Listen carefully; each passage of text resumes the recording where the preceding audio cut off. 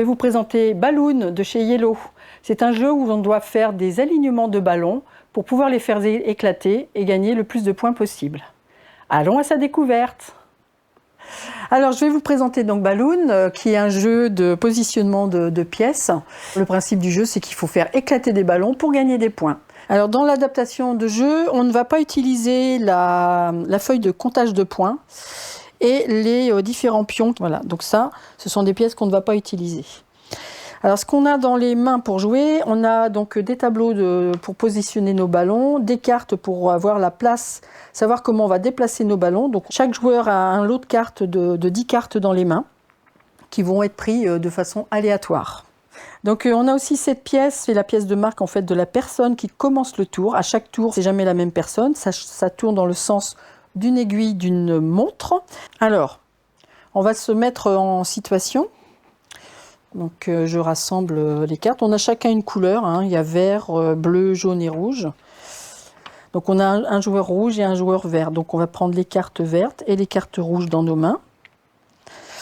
Dans la pioche, nous avons les ballons, je vous les montre, avec des couleurs différentes. Donc on a des verts, des rouges, des jaunes, des bleus et des neutres.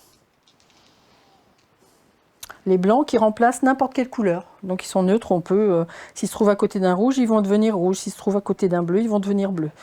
Dans cette règle d'adaptation, qu'il y ait étoile ou pas, on va considérer le ballon de la même manière. Donc là, on est 2 joueurs. On va à la pioche chercher 4 ballons qu'on positionne sur la table de façon verticale, de façon, dans l'ordre de couleur que l'on veut. Voilà. C'est le joueur rouge qui commence. Comme c'est lui le premier qui joue, il va choisir quelle ligne de couleur il veut. Et il va les positionner soit de façon verticale, soit de façon horizontale. Donc je décide de prendre cette ligne-là et je la mets verticale.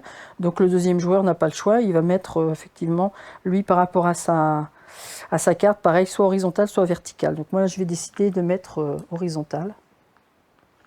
Et on fait remonter, quand les 2 joueurs ou les 3 joueurs ou les 4 joueurs ont mis leur pion dessus, on les fait remonter vers le haut. Le principe du jeu, c'est de faire éclater des ballons à partir du moment, dans l'adaptation, à partir du moment où il y en a 3 de la même couleur qui se touchent. Là, en l'occurrence, ça n'est pas le cas. Donc, on retourne nos cartes qui ont déjà été utilisées. Là, on change de joueur pour commencer. Donc, il va chercher 4 pièces. Donc, comme c'est à ce joueur-là de commencer le tour, sur ce tour-là, il va choisir l'alignement qu'il souhaite, les couleurs qu'il souhaite. Donc là, par exemple, je vais décider de les mettre comme ça, pardon. J'ai un peu changé l'ordre, voilà. Donc j'ai 2 bleus côte à côte pour l'instant.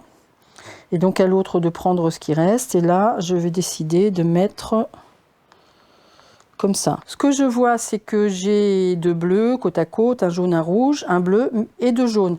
Et un neutre. Donc comme je vous ai dit, le neutre remplace n'importe quelle couleur. Donc du coup, là, je peux considérer que j'ai 3 jaunes côte à côte. Et ça me permet de faire éclater ces 3 jaunes. Donc de les enlever de mon jeu.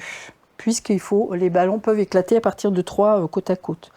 Pour le joueur rouge, on a un peu la même configuration. On a 3 rouges côte à côte, donc je les fais éclater. Je remonte mon jeu.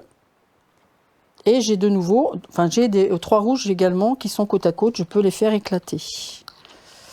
Voilà.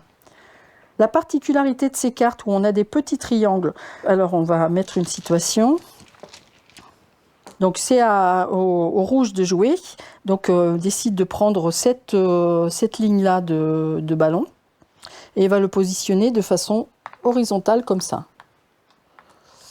Pardon, en bas, pardon, ici. Ensuite, c'est au deuxième, donc au vert de jouer, il va décider de prendre, donc il lui reste cette ligne-là à prendre, et il décide de la mettre ici.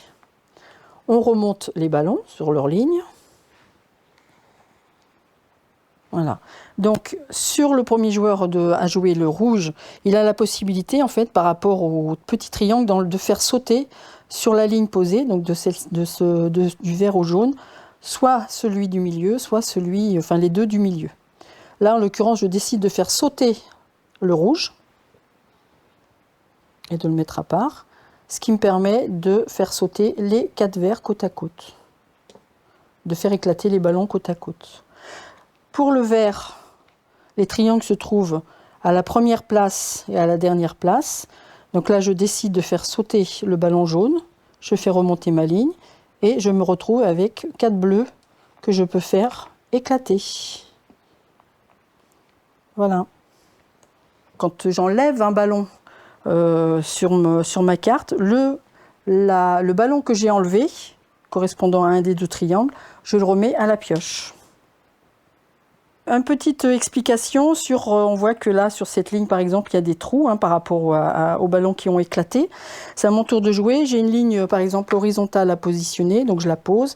Et quand je vais la remonter, je vais remplir tous les vides. Donc je vais remonter jusqu'en haut. Ici, ici et ici. Voilà. Donc là, en l'occurrence, par exemple, j'ai 3 rouges, puisque ça, c'est le neutre, que je pourrais faire éclater. Donc le jeu se termine quand il n'y a plus aucun ballon dans la pioche. Et chaque joueur compte le nombre de ballons qu'il a sortis de sa carte au fur et à mesure du jeu. Celui qui a le plus de ballons sortis gagne la partie. Alors l'intérêt de ce jeu, de l'adaptation qu'on en a faite, c'est de pouvoir jouer avec de la stratégie simple, de la manipulation fine. On peut décider de jouer en équipe, ensemble, pour faire des choix et discuter de quel est l'intérêt de positionner ces ballons d'une manière ou d'une autre. Voilà, donc c'est un jeu d'échange, de comptage et de positionnement de pièces. Eh bien, pour conclure, prenez plaisir à jouer. J'espère que les explications que nous vous avons données vous aideront à bien pouvoir en profiter. Et à bientôt sur la Silver Flip 2025, le 15 juillet, au domaine des loges.